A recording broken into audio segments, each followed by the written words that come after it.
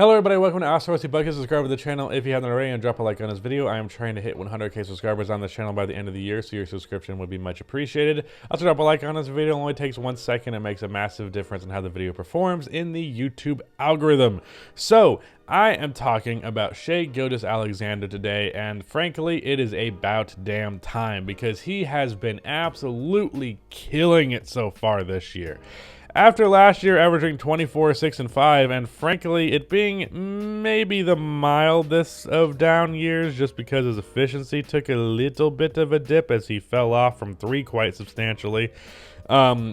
But after that, you know, it was very clear that Shai Gilgeous-Alexander over these last 2 years with the Thunder was going to be probably a perennial all-star level talent.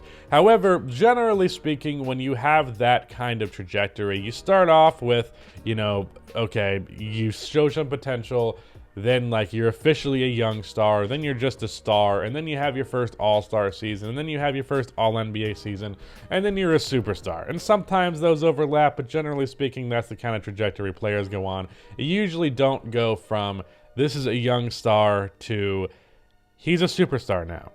And it seems as though he might have done this over the span of 1 offseason, because now he is averaging nearly 2 steals and 1.4 blocks, which frankly was not what I wanted to open this with, but I just realized how damn high that is.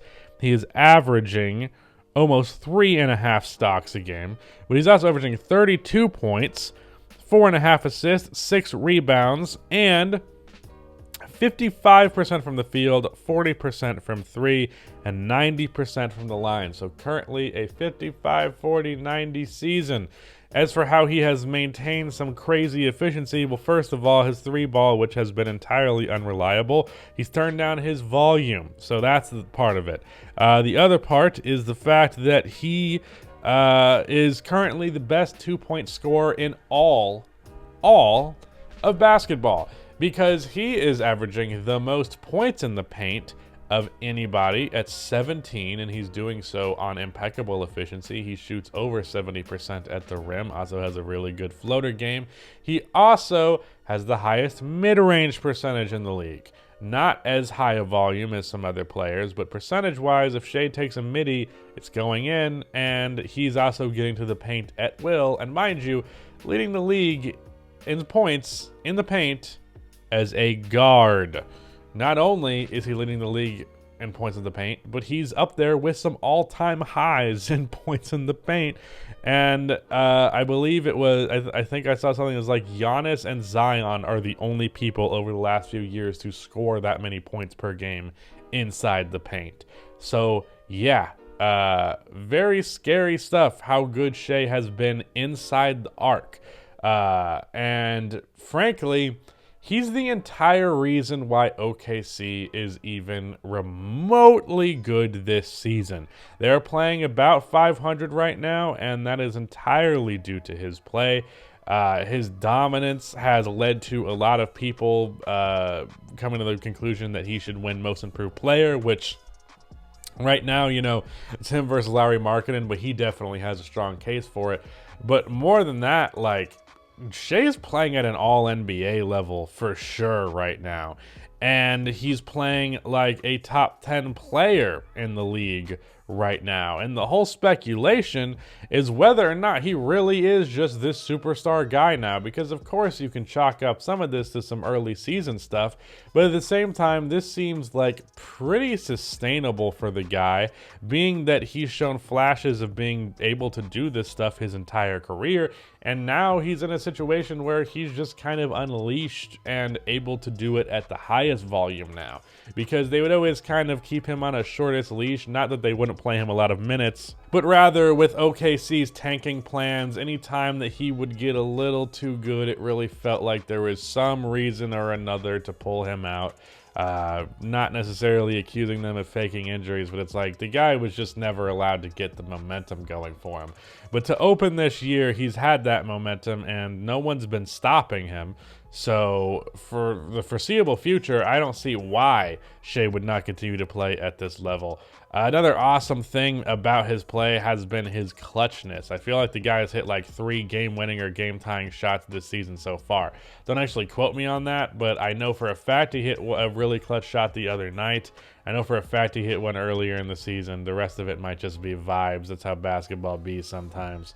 But Shai has been fantastic. And when you're watching OKC Thunder games, which granted I've only done twice, it's not as though the defenses that oppose them are unaware of what Shai brings to the table. And it's not as though they're unaware that, frankly, he's kind of the only scoring threat on the floor. Like, I know that Lou Dort can low-key get to, like, 15 points a game and, like, shoot all right from 3 and be a pretty good slasher. And, like, Trey Mann definitely has the build and the moves of a scorer, but his efficiency hasn't quite caught up to his ability to create space, to say the least. Shai is pretty much the sole offensive initiator. As a scorer, obviously Josh Giddey's out there, and he's been vastly improved this year. But overall, it's Shai. It's just Shai. And, like, on the defensive end, I don't know that the Thunder are even particularly special, because I think if they were, they would probably be a lot better of a team. Yeah, I mean, they're 14th, which could be worse.